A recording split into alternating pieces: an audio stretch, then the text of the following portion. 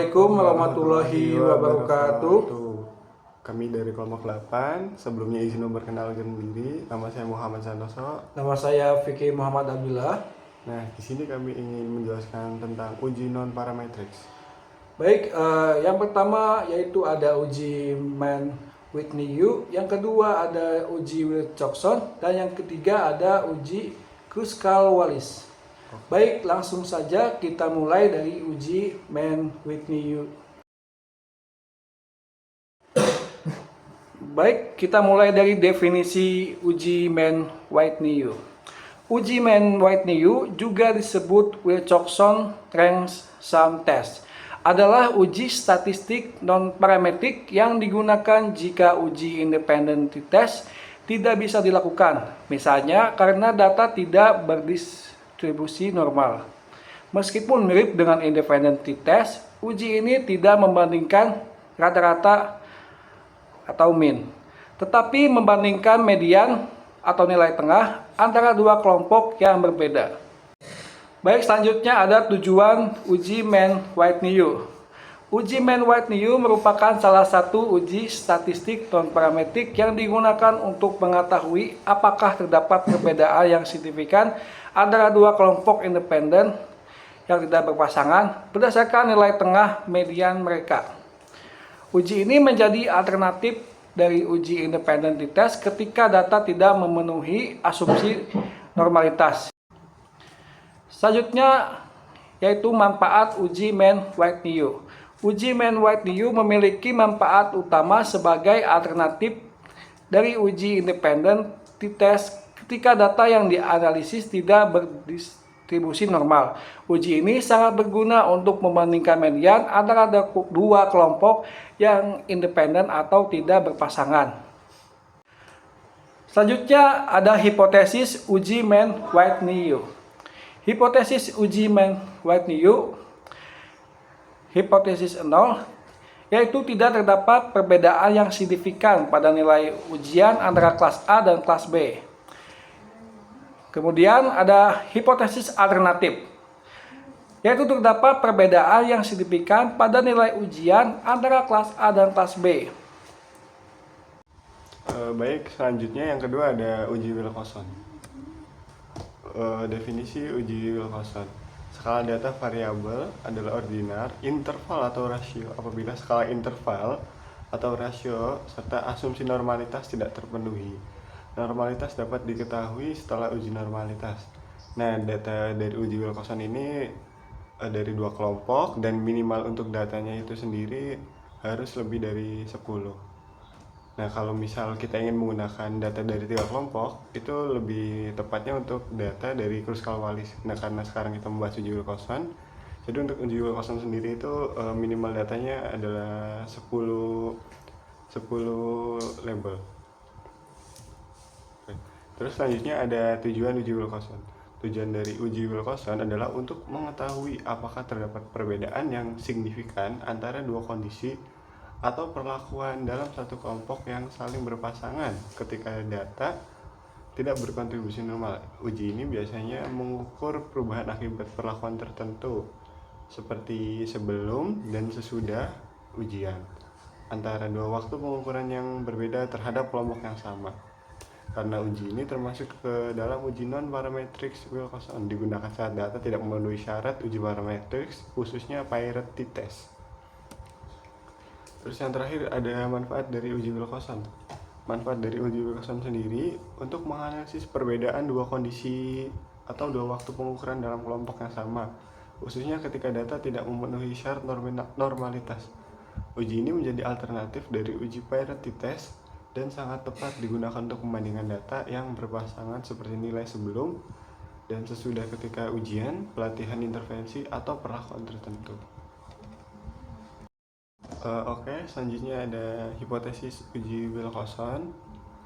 HO yaitu hipotesis 0, tidak terdapat perbedaan yang signifikan antara nilai siswa sebelum dan sesudah pelatihan. Contohnya ketika siswa mengalami ujian yang tadinya mendapat nilai 80 terus di ujian kedua mendapat 90. Nah, hal itu tidak adanya data signifikan dari perubahan nilai siswa tersebut. Nah, terus yang kedua ada H1 atau hipotesis alternatif. Terdapat perbedaan yang signifikan antara nilai siswa sebelum dan sesudah pelatihan atau ujian.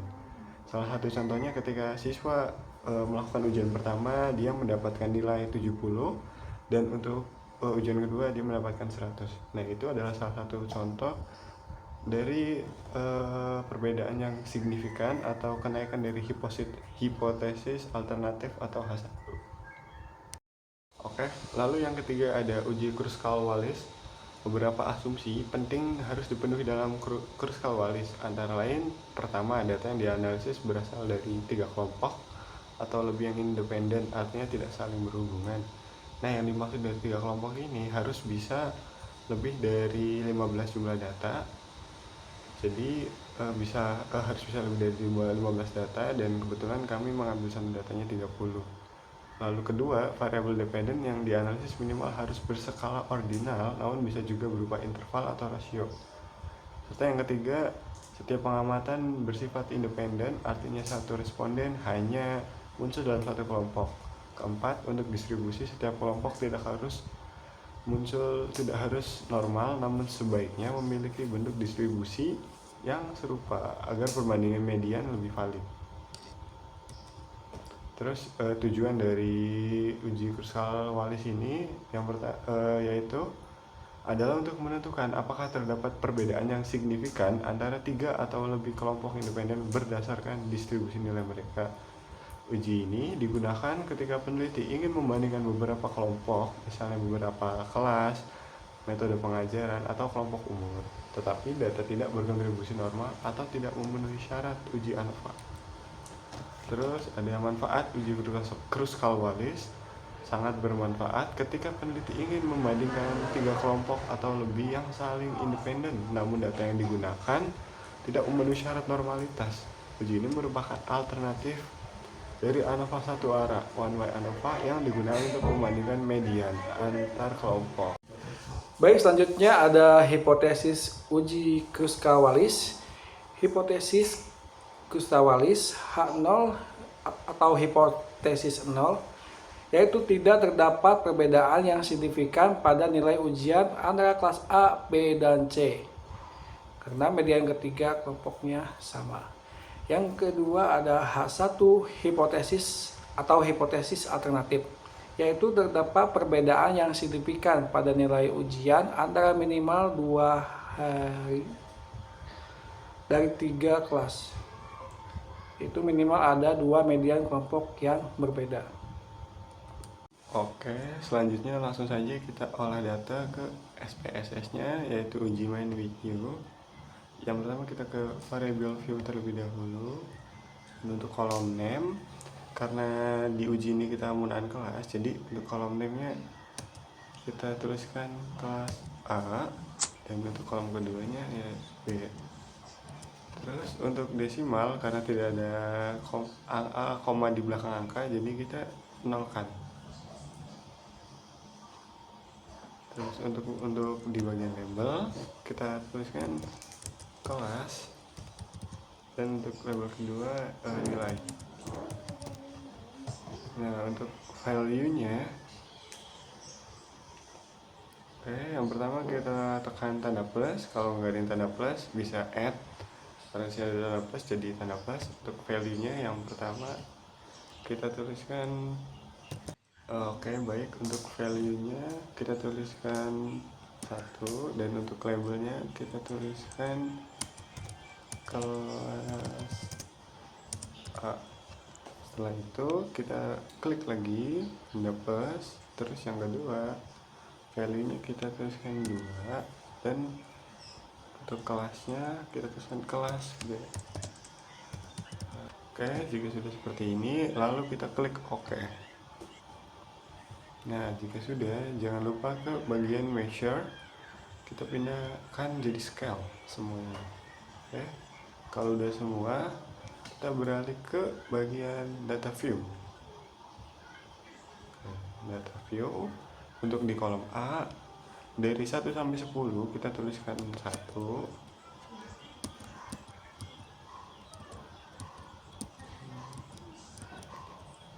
Nah, untuk kolom 11 sampai 20 kita ketikkan 2.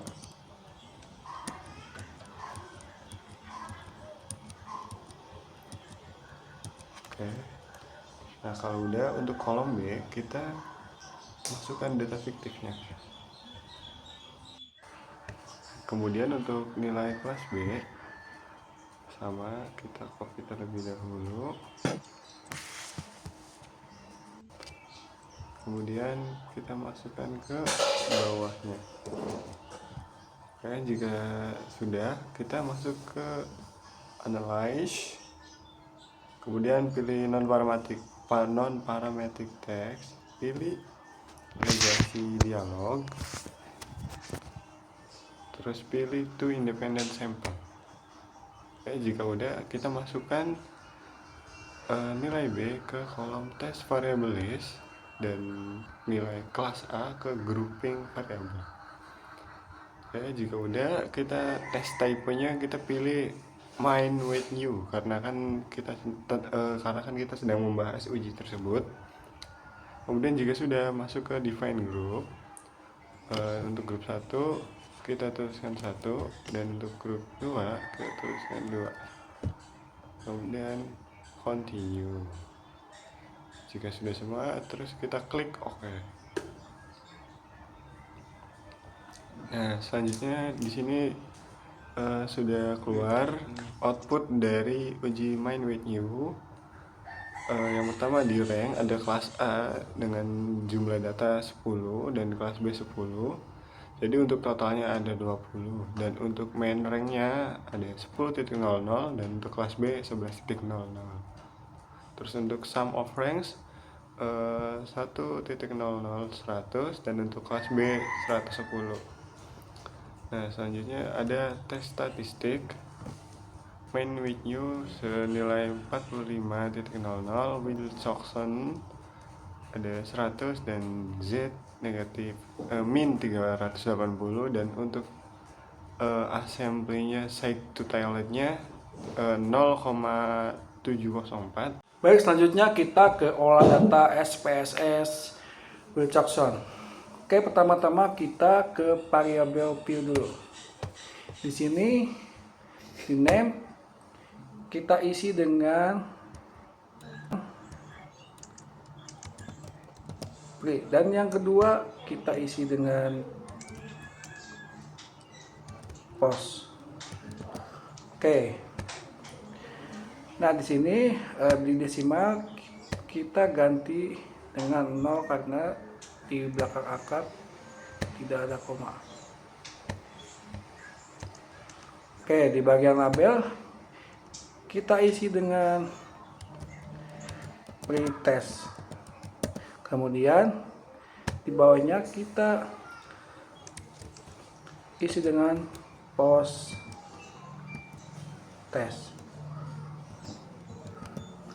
Oke. Kemudian di bagian measure kita isi dengan scale. Yang kedua juga.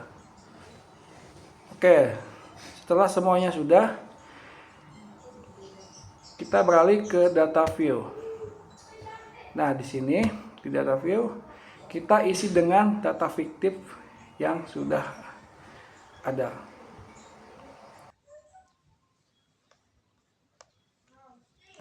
Oke. Kemudian kita pergi ke analis. Di sini kita ke non parametric test, kemudian ke legasi dialog. Di sini kita pindahkan pretest dan post test. Baik, di sini pada rank di negatif rank yaitu ada 2A, di positif rank yaitu ada 2B, terus di ties ada 1C, jadi totalnya ada 15. Dan min ranknya itu 1,50 dan juga 8,50. Juga di sum of ranknya juga ada 3,00 dan sini ada 102,00.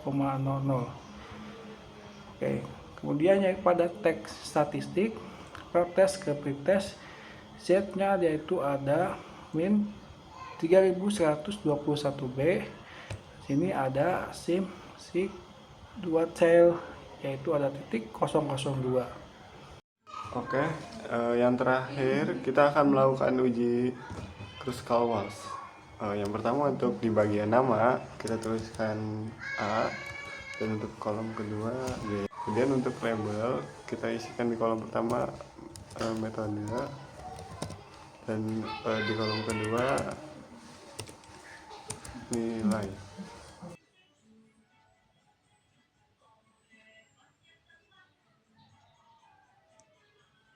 Di desimal kita nolkan karena biasa tidak ada koma di belakang angka. Terus untuk value yang pertama seperti biasa kita tekan tanda plus, kemudian kita isi dengan 1, dan untuk labelnya kita tuliskan kelas A, dan plus lagi untuk value kedua 2, dan untuk kelasnya kelas B. Kemudian label ketiga tulisan 3, dan untuk kelasnya kelas C. Kelas C. Jika sudah kita klik OK. Nah terus bagian measure seperti biasa scale. Oke, kalau sudah semua, kemudian kita masuk ke data view seperti biasa. Nah karena ini uji Kruskal Waltz, kita menggunakan 30 jumlah data fiktif. Oke, yang pertama dari 1 sampai 10 tuliskan 1, dari 2 sampai 20 kita ketikkan 2, terus dari 21 sampai 30 kita klikkan 3. Oke. Setelah itu di bagian kolom B kita masukkan nilainya. Jika sudah ada data fiktifnya, tinggal kopikan saja di Word.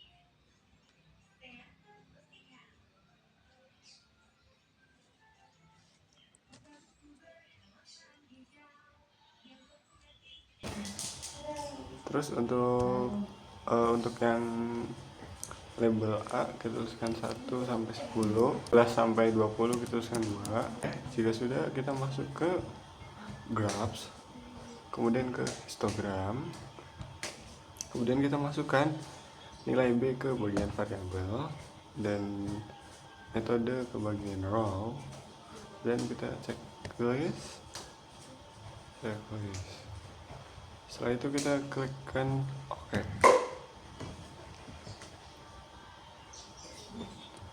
Nah, akan muncul grafik seperti ini ya. Jika sudah muncul, kita masuk lagi ke Analyze, terus ke Non-Parametric Text. Nah, di sini kita pilih Legacy Dialog, Independent Sample. Oke, jika sudah seperti tadi, cara yang sama, masukkan nilai B ke test variabel dan metode A ke grouping, fill rank. Kita tuliskan minimum 1 dan maksimum 3. Setelah itu continue. Nah, terus kita masuk ke option. Option kita centang di bagian deskriptif. Continue. Terus jika sudah, kita klik OK. Nah, di sini sudah muncul output dari uji Kruskal Waltz. Yang pertama ada nilai 30 dengan mean 61,17. Kemudian yang kedua ada metode dengan nilai 30 juga jumlahnya, dan untuk mean 2.0. Dan untuk kelasnya di sini ada penjelasannya. Untuk kelas A ada 10, kelas B 10, kelas C 10, dan total dari keseluruhan data ada 30. Nah, di bagian tes statistiknya ada assign site-nya 0, 0,001 itu menandakan berarti H1 diterima karena adanya perbedaan signifikan yang sangat jelas yang terjadi begitu jelas. Oke, baik, selesai sudah contoh dari ketiga data. Oke, baik, penjelasan dari uji non parametrics 3 uji sudah selesai. Sekian dari kami, kurang lebihnya mohon maaf. Wassalamualaikum warahmatullahi wabarakatuh.